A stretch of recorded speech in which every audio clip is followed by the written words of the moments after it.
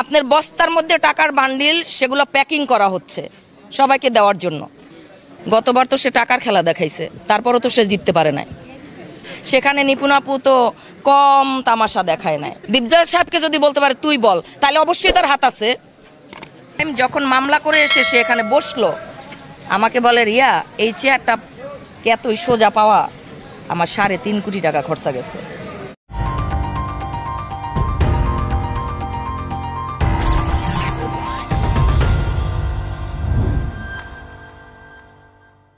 সবার হাত ধরে আজ থেকে আমরা সবাই এক।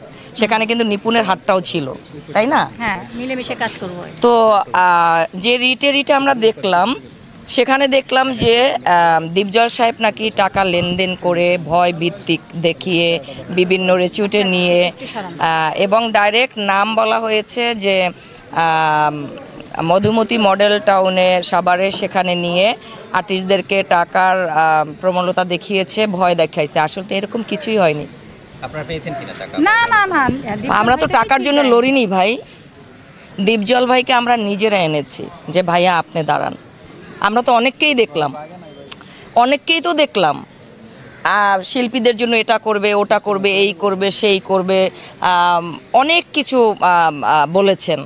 গত ইলেকশনটা আমি বলি, আমি একটু ব্যাগে যেয়ে বলি এই কারণে, মাঝখানে আমি অনেক বছর ছিলাম না, পরে আমি আসার পর কিন্তু সাকিব ভাই আমাকে ভোটার বানাইছে, অমিত ভাই ছিলেন তখন সেক্রেটারি। তো যাই হোক, গত ইলেকশনটা জেসমিন আপু আমাকে যখন বলল যে যেহেতু আমি নিপুণ আপুর প্যানেল থেকে দাঁড়াচ্ছি, তুই আমাদের পক্ষে আয়। জেসমিন আপুর একটি কথায়, হয়তো আজকে আমি ভুল করেছি সেটা হয়তো জানি না, বাট কাউকে সাপোর্ট করা ভুল না, কিন্তু কেউ যদি অন্যায় করে সেটা ভুল। আমি সাপোর্ট গত বছর নিপুণকে করেছি, আমার ভালো লেগেছিল। এবার আমার ভালো লাগেনি বলে আমি সেখান থেকে চলে আসছি, আমি দীপজল ভাইকে সাপোর্ট করছি। এটা সম্পূর্ণ আমার ব্যক্তি স্বাধীনতা। তো আপনারা এটাও জানেন যে আমি আগে দীপজল ভাইয়ের এখান থেকে দুটো কথা বলে আসি যে দীপজল ভাইকে যে রিটটা দিয়েছেন সেখানে তার আইনজীবী বলেছেন যে দীপজল সাহেব ভোট নিয়ে ভোটারদের সাথে টাকা নিয়ে লেনদেন করেছে। এগুলো কেন? গতবারও সেম জিনিসটা আপনি জায়েদ খানের সাথে করেছেন। জায়েদ খান টাকা দিয়ে এই করে সেই করে করেছেন। কিন্তু এখন আমি যদি বলি নিপুণ আপু, গতবার তো আমি আপনার প্যানেলে ছিলাম, আপনি কি করেছেন সেটা তো আমি নিজে দেখেছি, আমার চোখে দেখেছি। এই চোখ দুটো তো মিথ্যে না, আমি মানুষটাও মিথ্যে না। আমি তো এখনও সুষ্ঠুভাবে দাঁড়িয়ে আছি, সুস্থভাবে দাঁড়িয়ে আছি আপনাদের সামনে। কি দেখেছিলেন? হ্যাঁ, তো আপনি তো যেমন গতবার তো আমি ওই জায়েদ ভাইয়ের প্যানেলে যাইনি, তাদের প্যানেলে কি হয়েছে আমি জানি না, বাট আপনার প্যানেলে কি হয়েছে সেটা আমি জানি। হ্যাঁ, আমি তো বলেছি সে বারবার টাকা নিয়ে মামলা করছে, এটাই তো নাকি?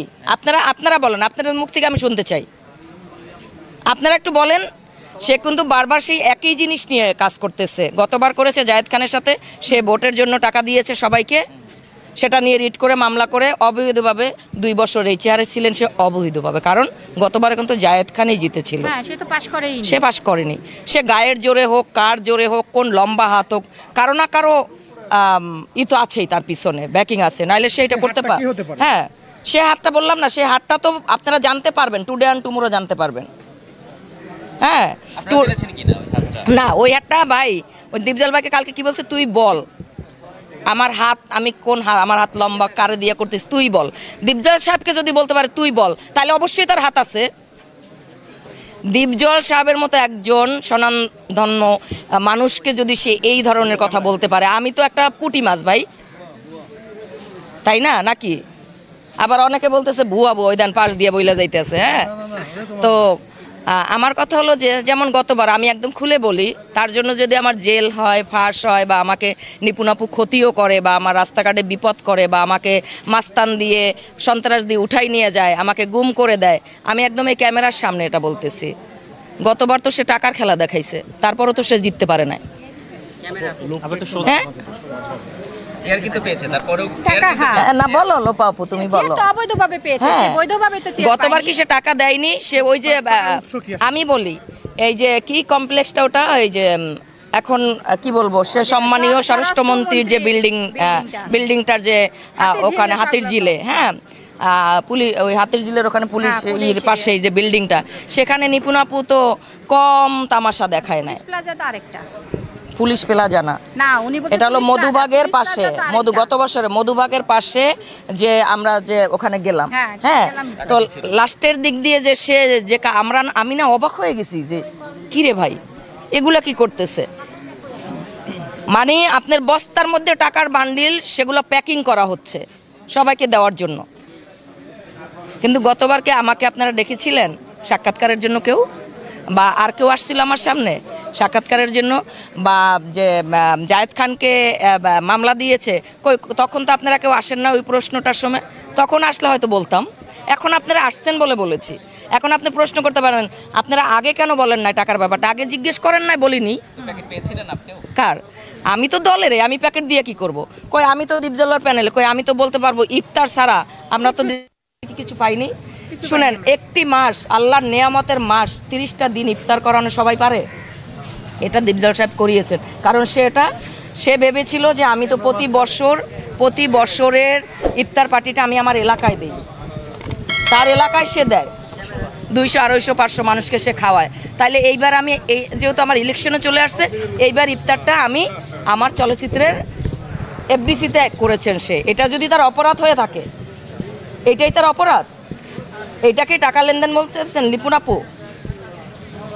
এটা কি নিপুণ আপু টাকা লেনদেনের কথা বলতেছে? আমরা তো টাকা দেখি নাই, দীপজল সাহেব কাকে টাকা দিছে কই, আমরা তো দেখি নাই বা আমরা পাইও নাই। নিঃস্বার্থে গতবারও আপনারিতে আমি নিঃস্বার্থে লড়েছি, আমি একটি টাকা নিই নাই। আমি দেখেছি খালি যেগুলো কি করতেছে। এবং অ্যাট এ টাইম যখন মামলা করে এসে সে এখানে বসলো, আমাকে বলে রিয়া এই চেয়ারটা এতই সোজা পাওয়া আমার 3.5 কোটি টাকা খরচা গেছে। This is fact. আচ্ছা, ঘটনা কি এখানে? এটা তো আমি এবং আমাকে এবং হ্যাঁ এবং গত বছর আমাকে বলছে রিয়া এই চেয়ারটা কি আছে আমি একটু দেখবো। তো আপনি দেখে মজা পেয়ে গেছেন নিপুণ আপু, এখন আর সাথে মন চাচ্ছেন।